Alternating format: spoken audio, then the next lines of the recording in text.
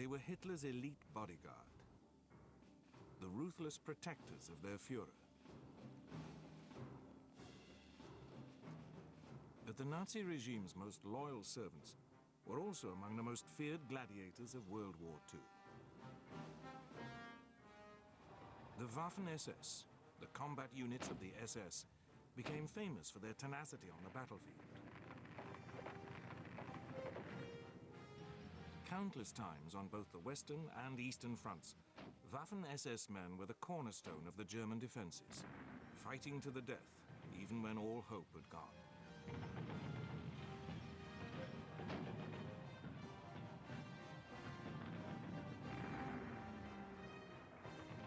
They were respected by their enemies for their fanatical courage, but feared for their barbarity. Survivors of the Waffen SS insist that they were just soldiers doing their duty. Es gingen wohl Gerüchte es gibt KZs, und das war auch allgemein bekannt. Aber dass in den KZs so Furchtbares passierte unter dem Namen SS, aber das hat nichts mit der Waffen-SS zu tun. Wir waren Soldaten, ganz einfache Soldaten. Many of the evil crimes which made the name of the SS notorious were indeed carried out by other parts of the organization. The Gestapo, the concentration camp guards, and the extermination squads. But what cannot be denied is that the Waffen-SS was responsible for some of the most appalling atrocities of the war. One of the most notorious was the utter destruction of the French village of Oradour and the massacre of 648 of its inhabitants in June 1944. Yet even today, the veterans refuse to accept that such things happened. Ich weiß aus meiner Dienstzeit, und ich war den gesamten Krieg über bei der Waffen-SS, ich weiß von keinem Kriegsverbrechen. Who were these men capable of such extraordinary acts of both heroism and barbarity? The origins of this elite World War II fighting force lie in the early days of the Nazi Party in the 1920s. Germany was paying the price for its defeat in 1918. The democratic Weimar Republic was grappling with the effects of the harsh peace terms imposed by the victorious Allies. The payment of massive war reparations had crippled Germany and resulted in runaway inflation and widespread unemployment.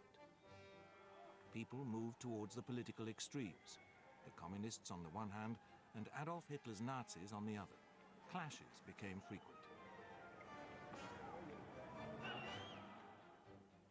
In 1922, the Nazis formed the Sturmabteilung, the Storm Unit, or SA, to protect its speakers at rallies.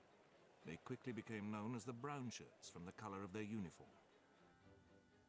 The following year, Ernst Röhm, the SA leader, formed a special unit to protect Hitler himself.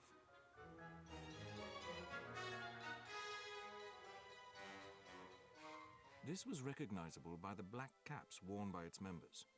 Gradually, it became independent of the Brown Shirts, taking the title Schutzstaffel, the Protection Squad, or SS, and adopting a wholly black uniform. In 1929, the mild-seeming but ruthless Heinrich Himmler, one of Hitler's closest cronies, became head of the SS. This was still small in size compared to the Brown Shirts, which now numbered over 60,000 men. Himmler stressed the differences between the SS and the SA. He saw the latter as a mass paramilitary force, whereas the SS was an elite and integral part of the Nazi Party. Himmler began to increase the SS's power base by taking over the Nazi Party's departments for intelligence and racial affairs. Soon after Hitler became Chancellor of Germany in January 1933, the SS gained very significant new roles. It provided the guards for the newly established concentration camp at Dachau, in the suburbs of Munich. Eventually, this was to lead to its infamous role as the main perpetrator of the extermination of the Jews.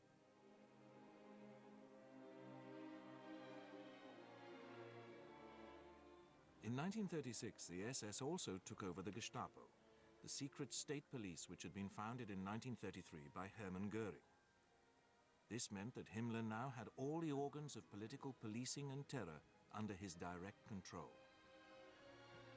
Alongside these developments, the new Führer also ordered the formation of a special SS unit, which was to be called the SS Leibstandarte Adolf Hitler. This would eventually grow into the Waffen, or Armed SS. The Leibstandarte was to be Hitler's personal household guard, on duty at the Reichschancellery and at the Führer's mountain retreat at Berchtesgaden in the Bavarian Alps.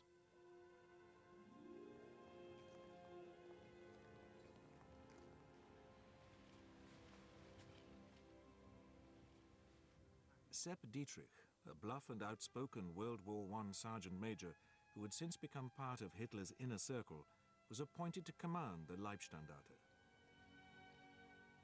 Its members were all volunteers, and Dietrich insisted they must be mature men of 23 to 35, in superb physical condition and at least 5 foot 11 inches tall. Applicants also had to prove that they were of pure Aryan ancestry, with no hint of Jewish blood. In keeping with Himmler's belief that the SS were an elite within the Nazi Party, the Waffen-SS recruits were indoctrinated with Nazi ideology and the belief that they were members of a master race. This was the core of the ruthlessness which the Waffen-SS were to display on the battlefield.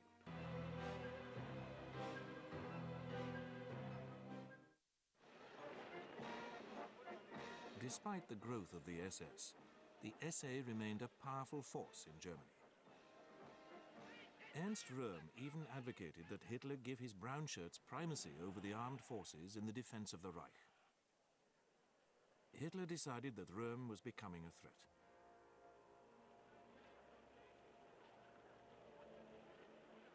Early on the 30th of June 1934, he flew to Munich.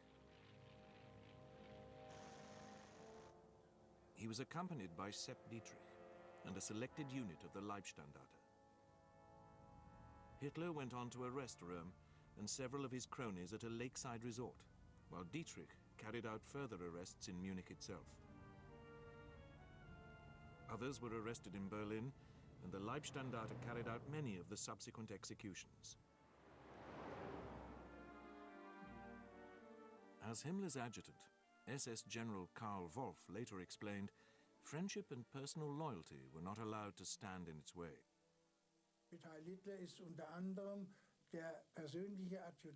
Among others, a charming fellow, Count von Spreti, Röhm's personal adjutant. He held the same position with Röhm as I held with Himmler, died with the words Heil Hitler on his lips. We were close personal friends. We often dined together in Berlin. He lifted his arm in the Nazi salute and called out, Heil Hitler, I love Germany. The Leibstandarte's ruthlessness and total loyalty to Hitler were now proven. Its reward would not be long in coming.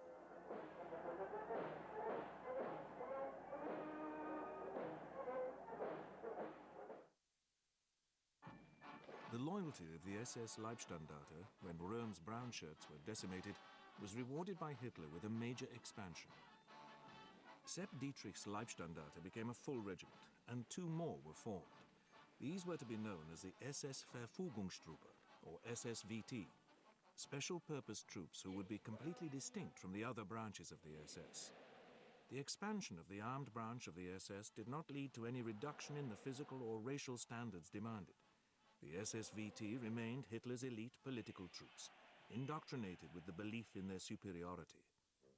Almost inevitably, the expansion incurred the hostility of the army, which suspected that Hitler was creating a rival military force. His actual intention was that in time of war, the SSVT would be incorporated into the army as a complete division. The army resisted this, refusing to provide the SSVT with the necessary artillery and other support for it to function as a division. The generals pleaded that Hitler's demands for rapid expansion of his army meant that they could not spare the resources.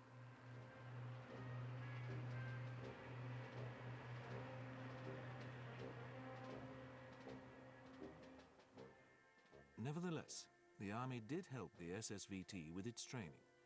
It also allowed the transfer of certain officers to improve the SSVT's military efficiency. The highly experienced Paul Hauser became head of the Waffen SS Inspectorate. Felix Steiner, the Army's Director of Education, took a similar role for the Waffen SS. He had been a stormtrooper during World War I and saw the Waffen SS adopting a similar role as highly trained assault troops. They would lead attacks, with the Army providing the follow-up cannon fodder. The aim was to create a force of men who would be tough and ruthless. As events would show, Hauser and Steiner succeeded brilliantly.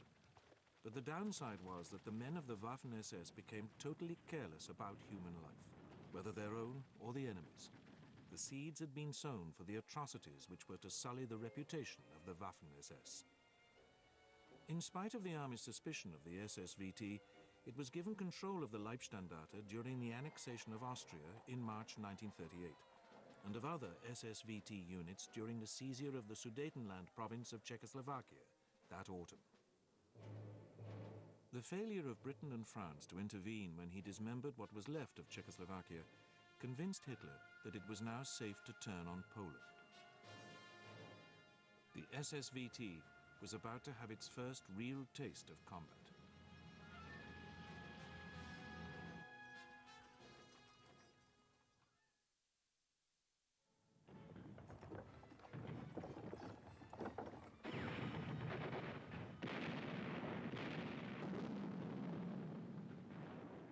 The SSVT fought in the Polish campaign as separate motorized infantry regiments. Hitler took particular interest in the progress of Sepp Dietrich and the Leibstandarte, daily marking Sepp on his map in the Chancellery.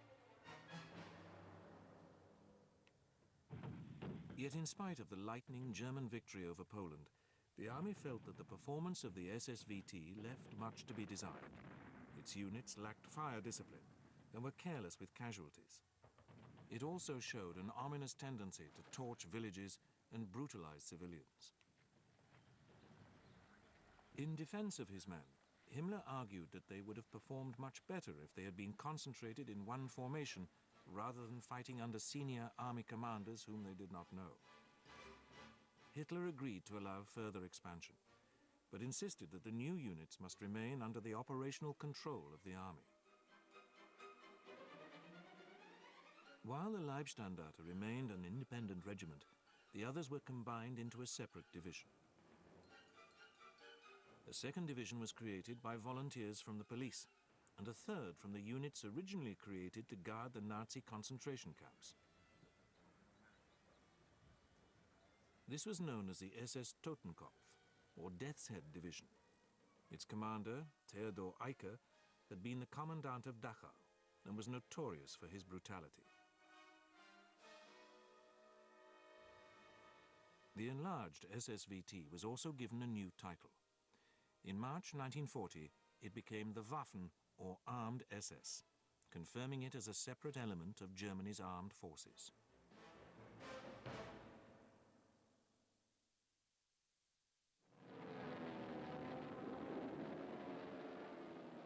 On the 10th of May 1940, Hitler launched his long-expected attack on the West. The SS Leibstandarte and a second SS regiment helped to spearhead the invasion of Holland. Simultaneously, airborne forces were dropped to capture Dutch airfields. In the 5-day campaign that followed, the Leibstandarte linked up with the airborne forces after a number of clashes with Dutch troops.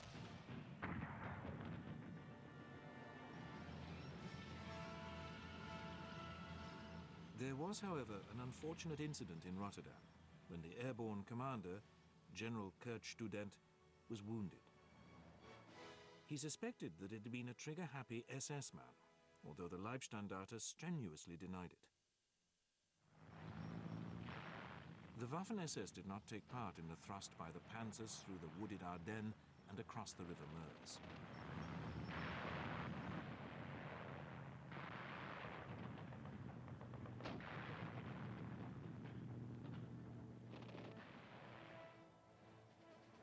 But as they began to rampage westwards, the SS Totenkopf division was summoned from the reserve to fight in support of Erwin Rommel's 7th Panzer Division. On the 21st of May, the British launched an armoured counterstroke into the flank of 7th Panzer and the SS Totenkopf. They succeeded in knocking the Germans off balance momentarily and caused some panic, especially in the ranks of the Totenkopf, before the advance westwards continued. The Germans now trapped the British, together with French troops, in a pocket based on the port of Dunkirk.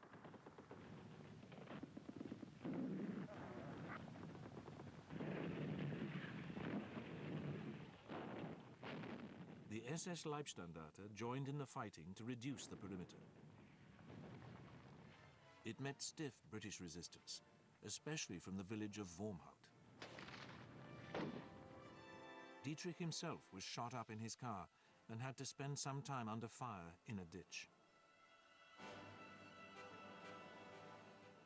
Not until almost nightfall was the village secured.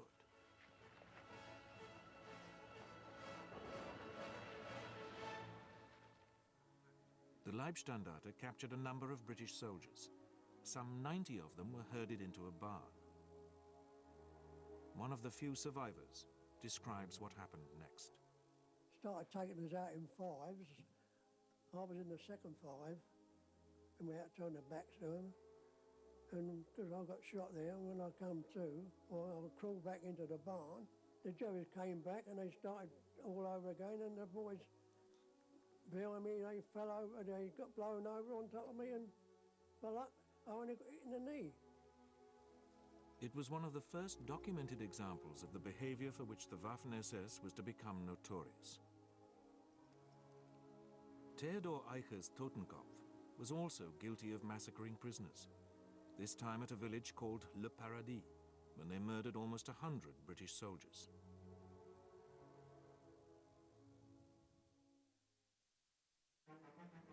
To celebrate his victory in the West, Hitler made a triumphant speech in Berlin's Kroll Opera House on the 19th of July. He singled out the Waffen-SS for special praise. Its tactical performance had improved, but blind obedience and ideological brainwashing made Waffen-SS soldiers careless with their lives and frighteningly ready to murder prisoners. Following the campaign in the West, Himmler was keen to expand the Waffen-SS, but the army was concerned that he was stealing recruits. Hitler therefore authorized only a small expansion, but did allow one significant change. A new division, the SS Viking, was formed from the citizens of German-occupied countries inhabited by people of related stock, as Himmler put it. A number of right-wing Danish, Dutch and Norwegians volunteered to join the SS Viking division. One Dane later gave his reason for enlisting in the Waffen-SS. I was fighting voluntarily in the Waffen-SS on the East Front for the idea of Europe united. And what I would like to emphasize is that Germany, we had the only opportunity we had to fight the communism. We couldn't do it alone. We could do it together with Germany. In the meantime, the SS Das Reich division and the Leibstandarte took part in the invasion of Yugoslavia and Greece in April 1941. The campaign saw both units distinguish themselves, and one particular action typified the best aspects of the fighting spirit of the Waffen-SS and its determination to prove itself better than the army. Hauptsturmführer Walter Klingenberg, a company commander of the Das Reich, led his men in a race to reach the Yugoslav capital Belgrade before the army's crack Großdeutschland regiment. Although severely hampered by the spring rains which had turned the roads into quagmires, his unit reached the banks of the Danube first. But it was unable to cross because all the bridges had been destroyed. Klingenberg found a single rowing boat which had been abandoned and crossed the river with 10 volunteers. They headed for the German embassy, which was besieged by an angry crowd. Klingenberg used the embassy phone to telephone Belgrade's mayor. He then threatened to call in an airstrike unless the city surrendered. Unaware that the Germans had no radio, The mayor fell for the bluff and gave in. Klingenberg received the Knight's Cross for his achievement. He was to fight on in the Waffen SS, dying in April 1945, only days before Germany surrendered. When the Germans reached Greece's capital, Athens, it was Sepp Dietrich who took the surrender of the Greek army. Once again, one of the Führer's favorite soldiers had proved a hero, and the Waffen SS had added to its growing reputation for élan and aggressiveness. The campaign in the Balkans was, however, a mere sideshow compared to the storm that Hitler was about to unleash.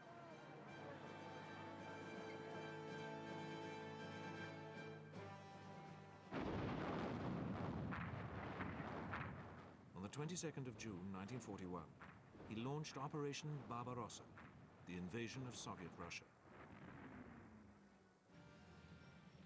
By now, the Leibstandarte had been expanded to a fully fledged division in its own right, and all 6 existing Waffen-SS divisions took part in the initial assault. It was now that ideology came into play. The men of the Waffen-SS were imbued with the belief that the Russians were subhuman and that they were embarking on a crusade to save Western civilization. This gave the Waffen-SS a new, ruthless determination to achieve victory at whatever cost.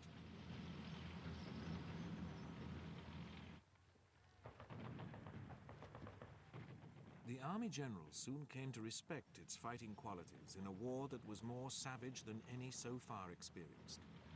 But the reputation of the Waffen-SS was soon being linked to the activities of other SS units, in particular the Einsatzgruppen, or extermination squads, which organized massacres of thousands of Soviet Jews.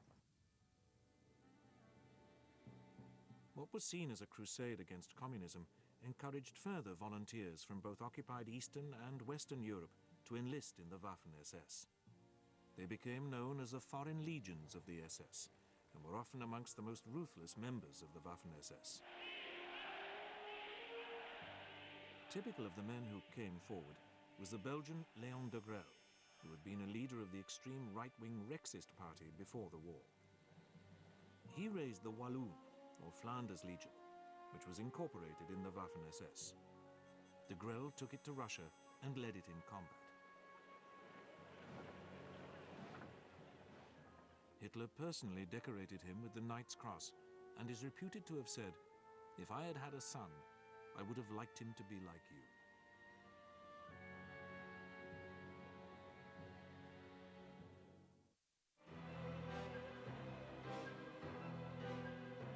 That spring, 3 divisions, Leibstandarte, Totenkopf, and Das Reich, were withdrawn to the west to refit and be converted to Panzer Grenadier divisions through the addition of tanks.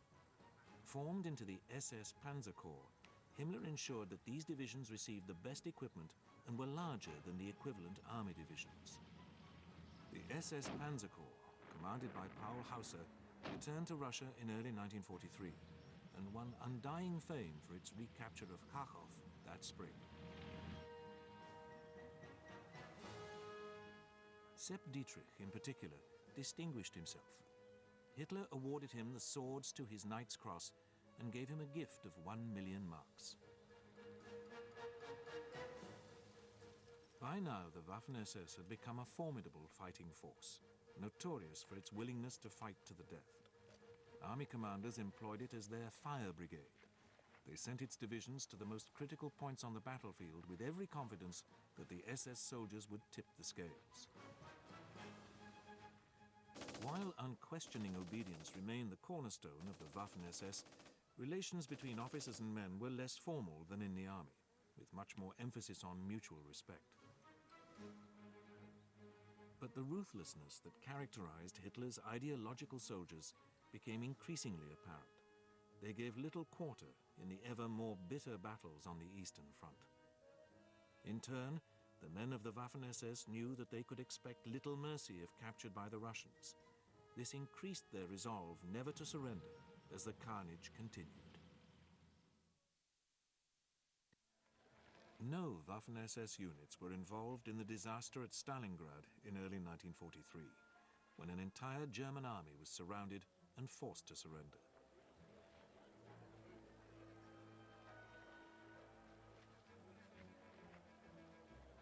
But it was to be heavily involved in the crucial battle which finally confirmed that the tide of war on the Eastern Front had turned. In July 1943, the Germans launched a major offensive designed to pinch out the massive Kursk salient.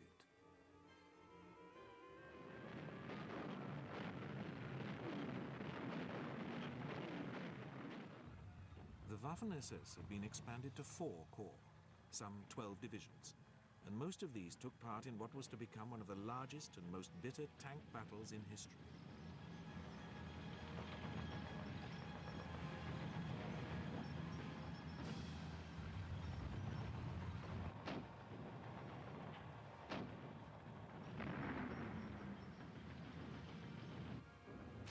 After a week's fighting against ever tougher Russian resistance, Hitler was obliged to halt the attack.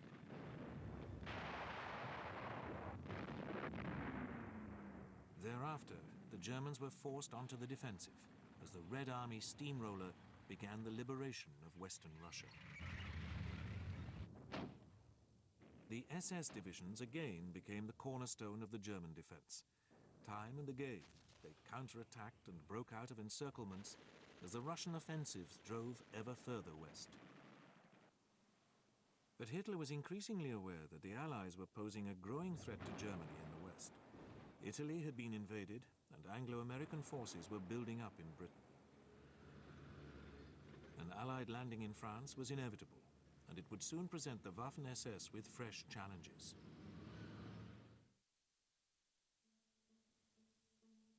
In the spring of 1944, the German forces in France and the Low Countries stood waiting for the Anglo-American assault. Behind the coastal guns and beach obstacles of Hitler's much vaunted Atlantic Wall and the infantry divisions that supported it were deployed 11 Panzer and Panzer Grenadier divisions.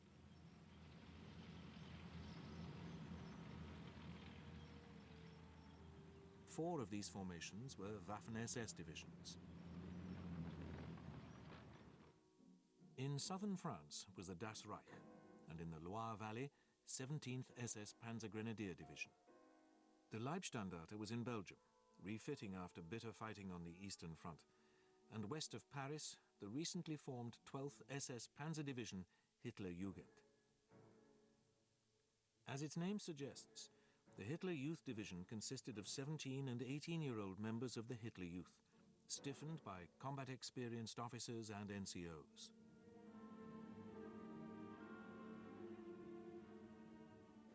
The recruits of the Hitler-Jugend Division were the generation of boys who had been educated wholly under Nazi rule. Indoctrinated since earliest youth with the ideology of survival of the fittest and war as the noblest activity of mankind, they were to be among the most fanatical of all Hitler's political soldiers. Sepp Dietrich's 1st SS Panzer Corps commanded 3 of the 4 divisions.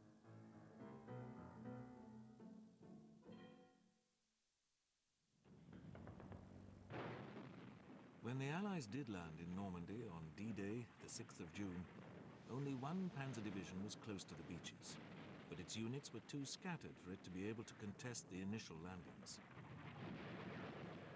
Hitler refused to allow the bulk of the Panzer divisions to be moved without his permission. The Führer slept late, and no one dared wake him, so it was not until the afternoon that the Hitler-Jugend began to deploy. Its troops began to come into action on the evening of D+1.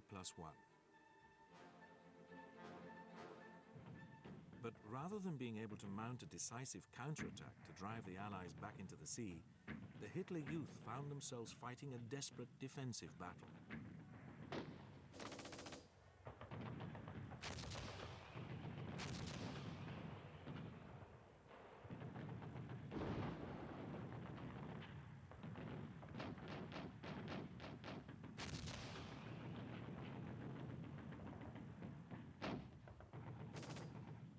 By the 13th of June, the British appeared poised to break through the German line in the area of the village of Villers-Bocage.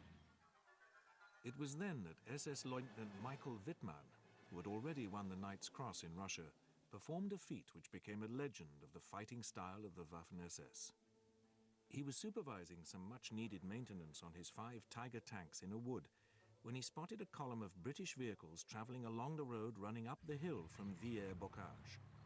Realizing that they had halted, Wittmann jumped into his tank and charged down the column, firing as he went.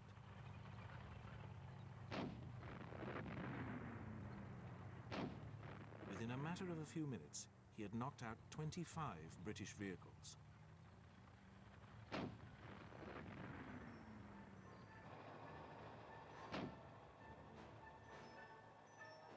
Wittmann charged on into the village, and only then was his Tiger disabled by a British Cromwell tank, firing at almost point-blank range.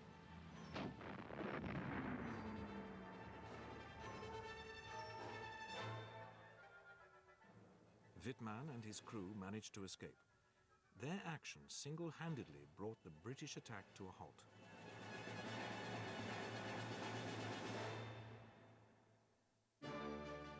In the meantime, the Hitler Youth became involved in the tenacious defense of the city of Caen. Time and again, they frustrated British and Canadian efforts to break through.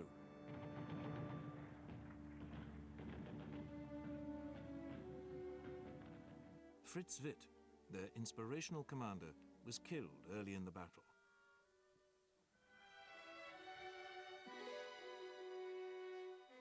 His place was taken by Kurt Meyer, a founder member of the Leibstandarte, who was known as Panzer Meyer because of his dashing exploits in Greece and Russia. In spite of their dwindling strength, Meyer and his young soldiers fought on, gaining high respect from friend and foe alike. But if the Waffen-SS divisions fought bravely in Normandy, they also displayed the same ruthlessness as in Russia. On at least 2 occasions, captured Canadian soldiers were shot in cold blood.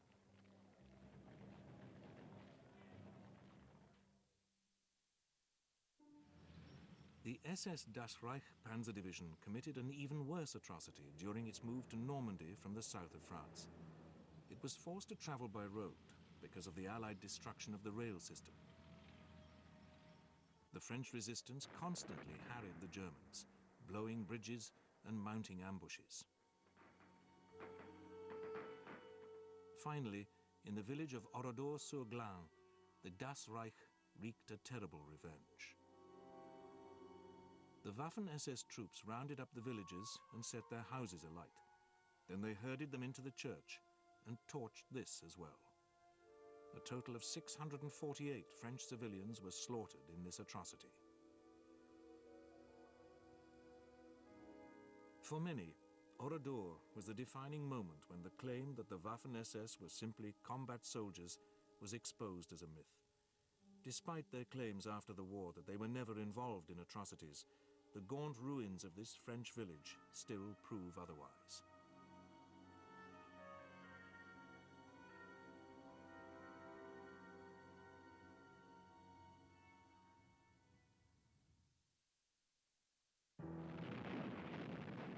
Even though a further SS Panzer Corps reached Normandy, the Germans did eventually buckle under the remorseless Allied pressure.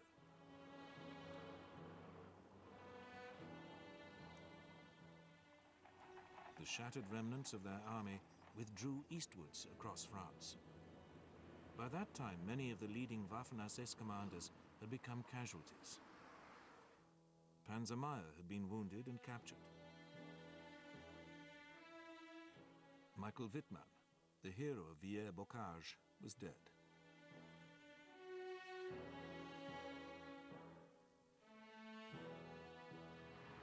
Only overstretched Allied supply lines prevented the German retreat from becoming a rout.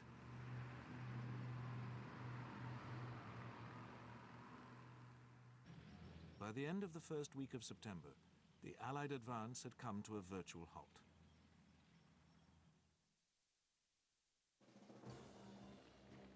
The Waffen-SS divisions were withdrawn from the line to refit.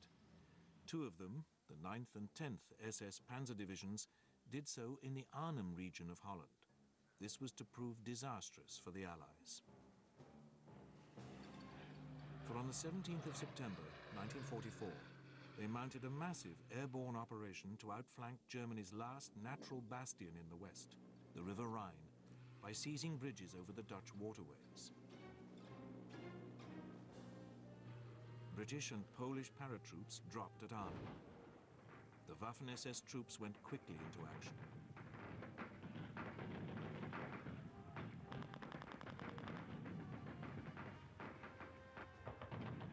During the bitter, week-long struggle that followed, they gradually tightened their grip on the embattled paratroops, eventually forcing them to surrender.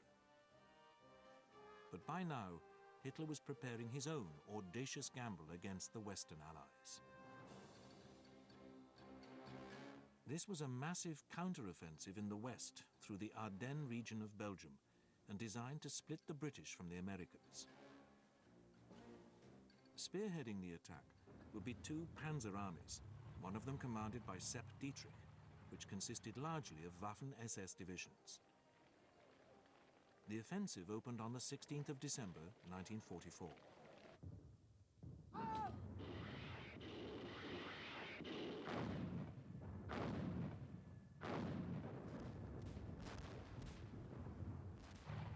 Dietrich's battle groups sliced through the American defenses, spreading panic and confusion. But the hilly and wooded Ardennes was very much harder going in December 1944 than it had been in May 1940. After the first few days, the weather cleared, and Allied air power began to wreak havoc. In increasingly difficult conditions, the German advance slowed, and one battle group after another ground to a halt. It was now that the worst side of the Waffen-SS again became apparent. Joachim Peiper, one of its most fanatical and aggressive young officers, was commanding the battle group which advanced furthest west. It left a trail of atrocities in its wake. Peiper's men murdered unarmed Belgian civilians. Near the village of Malmedy, they ambushed a US artillery observation battalion, which thought that it was well inside friendly territory.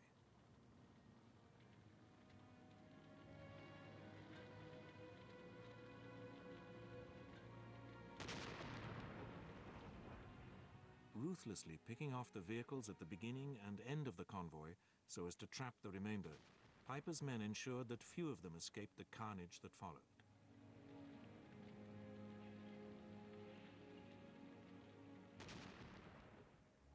Many of those Americans made prisoner were marched into a field and shot in cold blood. It was an atrocity which would come back to haunt the Waffen-SS. But despite their barbarity, by the end of December, Hitler's armies were in retreat.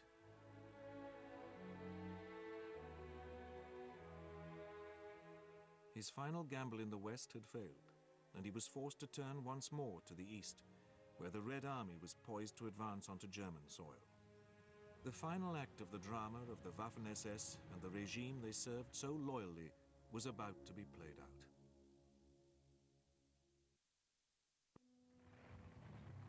As 1945 began, the Red Army prepared for the assault, which would take it into the Nazi Reich. Hitler ordered Sepp Dietrich to move his army to Hungary to lead an offensive to recapture the oil fields near Lake Balaton.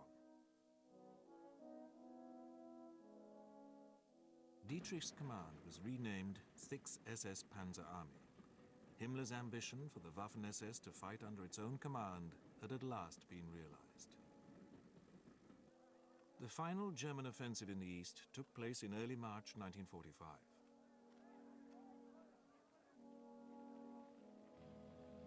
Dietrich's SS Panzer Army and the German 6th Army, which was also taking part, struggled forward in the snow and mud against increasing Russian resistance.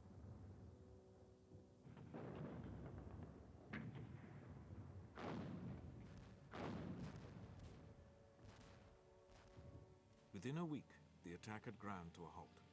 So angry was Hitler that he ordered the SS men to remove their prized divisional cuff bands as a mark of disgrace. But true to their motto, "My honor is my loyalty," the Waffen-SS divisions continued to fight on, as the Russians and Western allies squeezed the Third Reich ever tighter. By now, on both the eastern and western fronts, the true horror of the activities of other branches of the SS was becoming clear, as the extermination camps were overrun.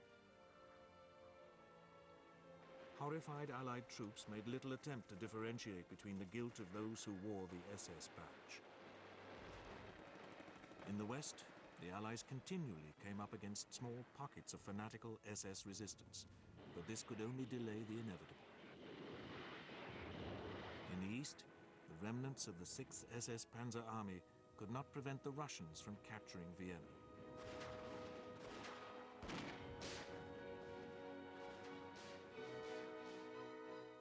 There remained the final prize, Berlin.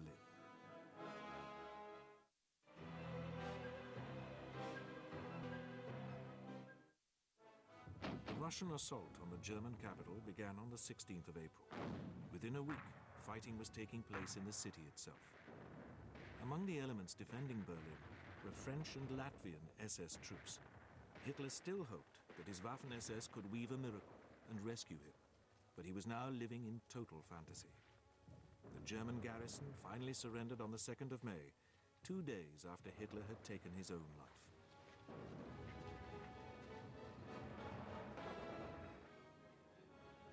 Fearing that they would receive little mercy from the Russians, there was now a rush among the surviving SS and army formations to surrender to the Western Allies. A number of SS divisions conducted formal surrender parades to demonstrate their defiance.